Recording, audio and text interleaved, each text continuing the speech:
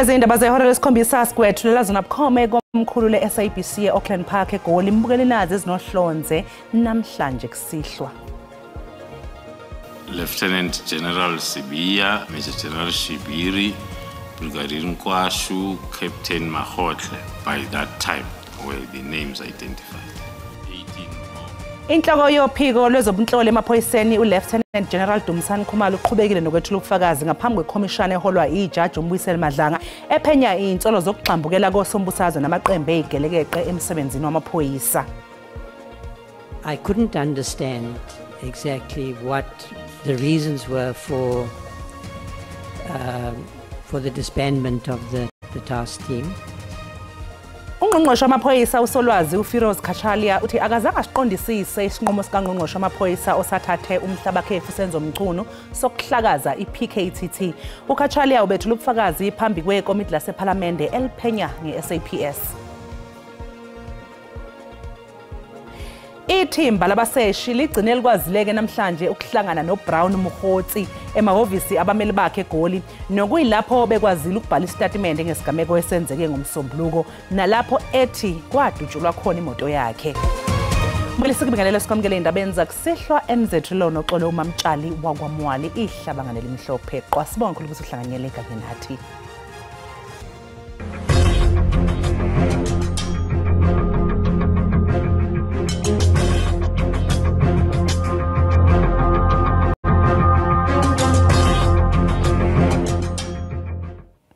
Isicau sejaji uMbuyiseli Madlanga izwe ukuthi inhloko yezobunhloli uLieutenant General Dumisani Khumalo kanye nomkhuzi wamaphoyisa kuzolonke uJenene Fani Masemula batshela ungqongqoshe wamaphoyisa omisiwe osenzomcuno mayelana nophenyo lwePKTT ngezikhulu zamaphoyisa okusola ukuthi zisondele nenamaqembu emgulukudu enza ubugebengu obuhleliwe. Iphini lomkhuzi wamaphoyisa kuzolonke uLieutenant General Shadrack Sibiya ungomunye ke wezikhulu eziphezulu emaphoyiseni okuthiwa yisebenzisana nezigebengu. Isicau namhlanje sizwe ukuthi ungqongqoshe wamaphoyisa osekhefini elikhethekile usenzomcuno watshelwa uJenene Fani Masemula kanye noLieutenant General Dumisani Khumalo mayelana nezikhulu zombutho wamaphoyisa okusolwa ukuthi ziyabandakanyeka emaqenjini obugebengu obuhleliwe. Some I'll be able to name them because they've come up in the evidence that has been led to the commission. Lieutenant General Sibiya, Major General Shibiri, Brigadier Nkwashu, Captain Mahotle by that time were the names identified. Umcuno wabe sebanikeza imvume yokuqhubeka nophenyo. Supposed to be shocking, hence then I will say it was shocking, but then with the comments that we can continue with the project or investigation and also will provide him continuous briefings as we move on.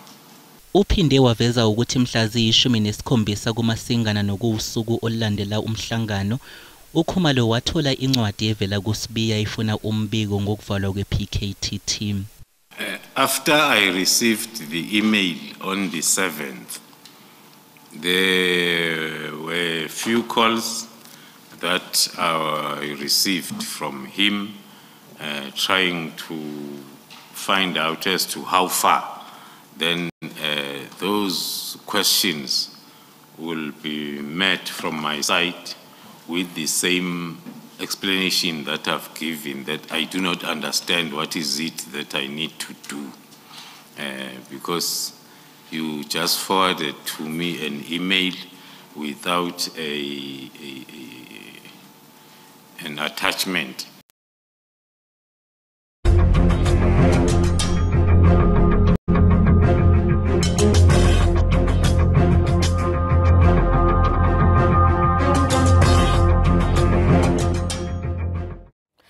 Ungqongqoshe wamaphoyisa uSolwazi uFiroz Kachalia wethule ubufakazi ekomidini lesikhashana lePhalamende nokuyikomidi elisungulelwe ukuba liphenye ngeinsolo ezavezwa ngumkhuzi wamaphoyisa esifundazweni kwaZulu-Natal uLieutenant General Nhlanhla Mkhwanazi. Inhloko ye-IDEC uAdvocate Andrea Johnson uyena olindeleke ukuba ethule ubufakazi kusasa. Leli komiti lihlaba ungqongqoshe wamaphoyisa uSolwazi uFiroz Khatshal ngombuzo othi ngabe bunjani ubudlelwane bakhe nomengameli wezwe uCyril Ramaphosa njengomuntu owanquma ukumlanda emva kokuba enikeze uSenzo Mchunu umhlabagefu kwesomngqongqoshe.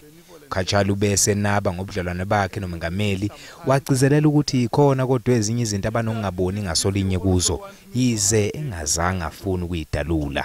I respect what he's accomplished. I have not always agreed with his point of view on some matters, but that and I'm not going to be willing to explore those matters in this committee. Ngenkathi ebuzwa ukuthi njengoba ekulesi sikhundla njengamanje yiziphi izinto asebone ngathi kufanele ilungiswe ngokusheshsha kungaze konakale kakhulu, uphendule wathi you need a body that can investigate matters without a presidential proclamation. You need a body that can deal with whistleblowing. We don't have such institutions in place at the moment. Odabeni lokuhlakazwa kwethimba laliphenya ngokubulawa kosombusazwe, uKhatshal uthi izathu zakhe ukuhlakazwa zange wenza umqondo kuye. I couldn't understand exactly what the reasons were for the disbandment of the task team. Kulindeleke ukuthi komiti lilalela ubufakazi buka Advocate Andrew Johnson oyinhloko yeIDEC kusasa. Ithimba labaseshi ligcine likwazile namhlanje ukuhlangana noBrown Mokhotsi emahhovisi abameli bakhe eGoli nokuyilapho bekwazile ukubhala istatimende ngesigameko esenzeke ngomsombuluko nalapho ethi kwadutshulwa khona imoto yakhe. Namhlanje amaphoyisa akwazile ukuhlangana nosomabhizinisi owaziwa ngoBrown Mokhotsi ukuze athathe istatement ngokwenzeke ngomsombuluko njengoba ebike ukuthi usinde esigamekweni sokudutshulwa kwemoto yakhe. Ngesikhathi ehlangene noMokhotsi amaphoyisa bese shaqake izinsiza zakhe okubala kuzo omakhalekhukhwini kanti incwadi egunyaza ukushaqwa kwezinto zakhe yakhishwa mhla ziyi-16 kuMfumfu njengoba kusaqhubeka uphenyo. Kusenjalo ikhomishana kaMadlanga ithi iyimisela ukuhlinzeka uMokhotsi ngezokuphepha njengoba What I can tell you is that we have been in contact with Mr. Mokhotsi as recently as this morning. Wow. We are in ongoing discussions with him and his legal representatives to secure his appearance before the Commission. As you say, and as we said yesterday, we have offered him protection. We are concerned about his safety. Of course, the South African Police Service is investigating the incident which took place on Monday night, night before last. And that, of course, is a separate process. For our part, we are concerned about his safety, and as you say, he is a key witness who is meant to testify before the Commission, and we are working towards that. Selichithiwe icala libhekene nomlisa oneminyaka engama-23 ubudala nobesolwa ngokubandakanyeka esigamekweni sokudubula esidlule nabantu abayisithupha eRegal Park eKuruleni. Umsolwa lo oboshwe ngomsombuluko kulandela uphenyo lwenziwe uphiko oluphenya amaqembu ezigelekeqe. Uphiko lwezokusheshisa luthi abukho ubufakazi obanele obumatanisa lo msolwa naleli cala. The National Prosecuting Authority took a decision not to institute any criminal proceedings against the suspect that was arrested in connection with the 6 murders that happened in Regal Park. The docket was brought to the Boksburg Magistrates Court, and upon perusal of the contents of the docket, the prosecutor came to a conclusion that there is currently no evidence in the docket that links the suspect to the alleged offences. Amalungu omphakathi nemindeni yezisulu ibithamelele licala isale ibambe ongezansi ngesikhathi izwa ukuthi umsolwa uzodedelwa. But unfortunately, my community have failed themselves. Unfortunately, in the court of law, evidence speaks. At this point, there's no witness. What happened on Saturday? There was people there that saw what happened. It was my own community members that saw what happened. Where are they to point out these people? Khona manjalo amaphoyisa athi uphenyo lusaqhubeka kanti okwamanje ibhungu elineminyaka eyi-18 iyaqhubeka nokuphekwa ngemibuzo.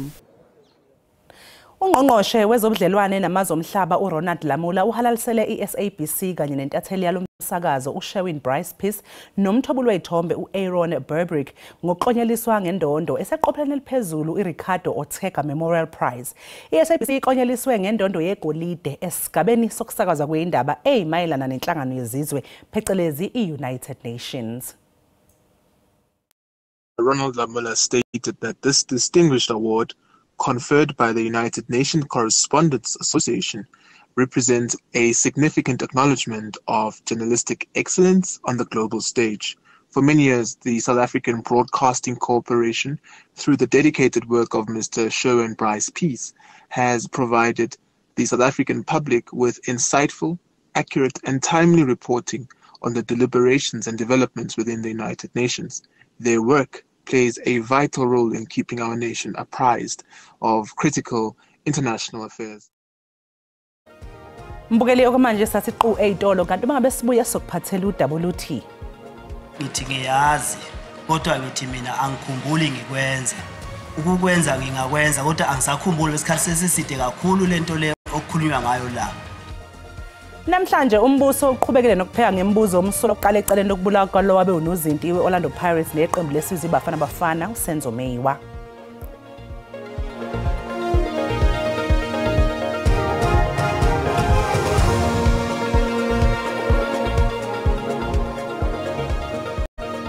Siphinde sikwamukele uma ngabe usanda kungena udabelo phambili besibike ukuthi Inhloko yophiko lezobunhloli emaphoyiseni uLieutenant General Dumisani Khumalo uqhubekile nokwethula ubufakazi ngaphambi kwekhomishana eholwa yiJaji uMbuyiseli Madlanga ephenye insolo zokugxambukela kosombusazwe namaqembu egelekeqe emsebenzini wamaphoyisa. Khumbula ke mbukela ukuthi lezi indaba ziyatholakala ku YouTube na ku SABC Plus ungena kuzo uyicinga amagama athi SABC izindaba. I-SABC ikusakazela bukhoma ingqungquthela ye-G20 SA 2025. Ngesikhathi ephekwa ngemibuzo enkantolo ephakeme ePitoli, umsolo wokuqala eceleni lokubulawa kaSenzo Meyiwa uMuzi Sibiya uphendule wathi wayengekho eGauteng phakathi kanyaka u2013 no2015 nokuthi athandana naye uMbali Moyo nguyena wayesebenzisa amakhadi akhe asebhange njengoba eveze ukuthi ayesetshenziswa eGauteng. Manje umbuso uyaqhubeka nokupheka ngemibuzo umsolo wokuqala ecaleni lokubulawa kukaSenzo Meyiwa uMuzi Sibiya. uSibiya ubuzwe ngamakhadi ehlukene abewasebenzisa ukukhipha imali ebhange ngesikhathi ezihlukene ngo2015. Ukuthi ngisebenzisa leli khadi mhlawumbe ikhadi lisebenzisa le number le esho umshushisi hayi ukuthi mina ngisebenzisa leli khadi ngoba bengichaza ukuthi leli khadi leli alisetshenziswa yini. Umbali wayesebenzisa leli khadi namanje ngisasho leli khadi leli beseniswa umbali ngoba ngithi le account le ibisetshenziswa umbali. Uye umuntu ebesebenzisa le account. Ngiyaphinda futhi angikhumbuli ngishisha ikhadi laseNetbank. Nakuba uSibiya eliphika elinye ikhadi ethaksile lakhe, umshushisi ubeke esefunda izitatimende zebhange lakhe nalapho kuvela khona ukuthi kwenziwa ikhadi elisha ngoNtulikazi wango2015. Ngiyavuma ukuthi umuntu mayeshintsha ibank ungena mayeshintsha ikhadi ungena ngaphakathi ebank. Ngithi ngiyazi kodwa ngithi mina angikhumbuli ngikwenza. Ukukwenza ngingakwenza kodwa angisakhumbuli isikhathi sesiside kakhulu lento le okukhulunywa ngayo la. Sesiside kakhulu isikhathi sakhona sendlule. Ungalishintsha ikhadi akusho ukuthi lalisetshenziswa yimi ikhadi lalisetshenziswa umbali. Mhlawumbe ngenze ukuthi malishintsheka nginaleyo nkinga leni nawo. Mara umuntu owesebenzisa le khadi leli sonke isikhathi umbali. Umuntu ophila emhlabeni ukukhohlwa umuntu uyakhohlwa engasakhumbuli ezinye izinto uyakhohlwa ezinye izinto ayikhumbuli. Le ngoba ngisho ukuthi angisayikhumbuli. uSibiya ubeloke emile kwelokuthi akakhumbule enze ikhadi elisha lasebhange kanti futhi akusuyo belisebenzisa leli khadi. Leli cala lizoqhubeka kusasa. Selihlahlisa leyo mhlazi ngama20 kwephezulu icala lika Tiffany Mick nobhekene necala lokubulala indodana yakhe eyayineminyaka eyi10 nomuvo ubudala uJaden Lee Mick. Lamsolwa neminyaka ngamashumi 31 usolwa ngokubulala indodana yakhe ekhaya labo elisefliyof eGoli. Uphinde abhekane nelinye icala lokuphazamisa ukusebenza komthetho. Isidumbu salomfanyana satholwa eduze nezitezi endaweni lapho ayehlala khona nonina. uTiffany Mick wabeke seboshwa ngemva kwesikhashana, kepha kuze kube manje umile kwelokuthi umsulwa. Namhlanje ke ucele ukuhlinzekwa ngommeli wombuso ngenxa yokuthi akasenayo imali yokukhokhela obe ngummeli wakhe uNovin Naidu. Mbukeli kanti ke azotholana phezulu amaqembu ezombusazwe okhethweni lohulumeni beyindawo lizayo olulindwe ngabomvu. Lolu khetho luzoba phakathi komhla zimbili kuLwezi kunyaka u2026 nasekupheleni kukaMasingana wangonyaka u2027. Njengamanje isibalo samaqembu abhalisele ukungenela ukhetho singaphezudlwana nje kwama500. Qembu ezepolitiki saqhubeka nokukhula njengoba izwe lilungiselela ukhetho lohulumeni bezindawo. IEC ithi sibhalise amaqembu ezepolitiki amasha ngama62 kusukela okhethweni lwangonyaka odlule. Of parties currently stands at 508 parties. Of these 508, 295 are registered at a national level. In other words, they can contest all elections of all municipalities, all provincial legislatures, as well as for seats in the National Assembly. Njengoba sekubhekwe kulolu khetho kuzomiswa ukubanjwa kokhetho lokuchibiyela komasipala abahlukenene.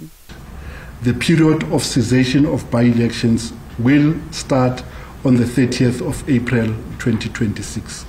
In other words, all by-elections that occur after the 30th of April 2026 will not be administered. They will be held over until after the next general elections of municipalities. So beyond the 30th of April 2026, it is not competent for the member of an executive council to call and set a date for a by-election. Odabeni lokudalula uxhaso olutholwa amaqembu ezombusazwe mabili kuphela ngakalihlinzeki ngembiko yawo yokusetshenziswa kwemali iNational Coloured Congress kanye neBuild One South Africa. Usihlalo wesigungu esiphezulu kuDA uHelen Zille uthi kuhamba kahle ukusebenzisana kabusha kwamaqembu ezombusazwe eNingizimu Afrika. Ukusho lokhu njengoba iqembu belamukela ikhulu amalungu amasha asuka kwiANC eWestern Cape. Laba abangamalungu eANC sebegqoke izikipa ezihlaza ngemuva kokuqembukela kuDA. Omunye wabo Neville Delport uthi kunomuzwa ukuthi abangamakhaladi bakhishwa inyumbazane. I think for the last 2 or 3 days I did not consult any of my African comrades because I've been trying to raise the issue of the coloured question within the National Executive Committee. uHelen Zille uthi waqagula ukuguquka kwezombusazwe kuleli ngo2012. That basically, I argued, would be a process of the disintegration of the ANC, with some of that party's base coming to the Democratic Alliance and the other part going to the far left, represented by parties like MK and the EFF. iANC esifundazweni isiziphendulele kuloko kwenzeka namhlanje. They now found themselves with no other options other than to scrap at the bottom of the ANC barrel for any scraps they can find in order to cling on to the depleted relevancy. iDA ithi lesi kusayisiqalo njengoba kusenamanye amakhansela azoyishiya iANC.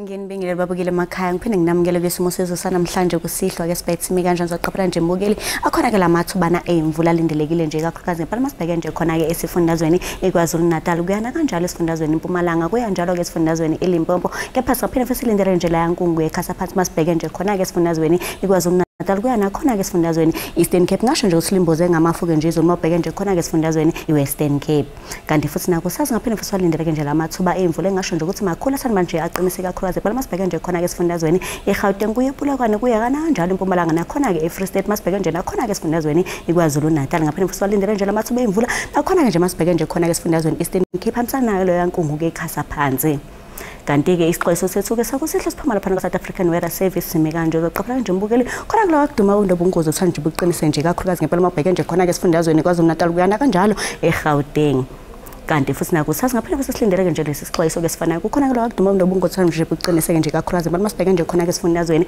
iFree State kuya kanjalo esifundazweni Gauteng kuyanjalo-ke nakhona-ke esifundazweni iNorthern Cape kanti ngaphinde futhi ulindeleke nje lowa moya-ke ovunguza ngamandla othanda nje uqiniseke nje kakhulukazi ngempela masibheke nje khona-ke eKapa Lodumo kanti-ke amazinga okushisa kusihlwa aphansi kakhulukazi ngempela masibheke nje khona-ke eKapa Lodumo ngasho nje ukuthi lifudumuleke nje namhlanje ebusuku ngo-17 thanda ukuthi nje lishiseke ePinton singalindela nje u-20 walishisa njalo-ke nakhona masibheke nje khona laphana koGold Coast wethu kwaNdonga zaduma limi nje u-15 kanti eMusina singalindela nje u-20 masibheke nje khona-ke eThekwini liyashisa ngo-19 ethanda ukuthi nje liphola-ke Gqeberha ngo-15 kanti-ke kusasa lisashisa eKapa Lodumo ngo-28 lishisa njalo nakhona ePinton singalindela nje u-34 masibheke nje khona-ke eGoli limi nje ku-25 lishisa njalo nakhona koMusina masibheke nje Mnambithi liyashisa ngo-25 masibheke nje khona-ke Richards Bay singalindela nje u-23 masibheke nje khona-ke eThekwini eClermont kwaMashu eMlazi limi nje ku-22 kanti masibheke nje khona-ke eGqeberha singalindela nje u-20 kuyanjalo nasekhona-ke eGeorge singalindela nje u-20 isibeka lapho-ke isimo sezulu sanamhlanje kusidla mina-ke nginto ngamadlamini olangelihle ngibalibalele ithe konke kufeziwe.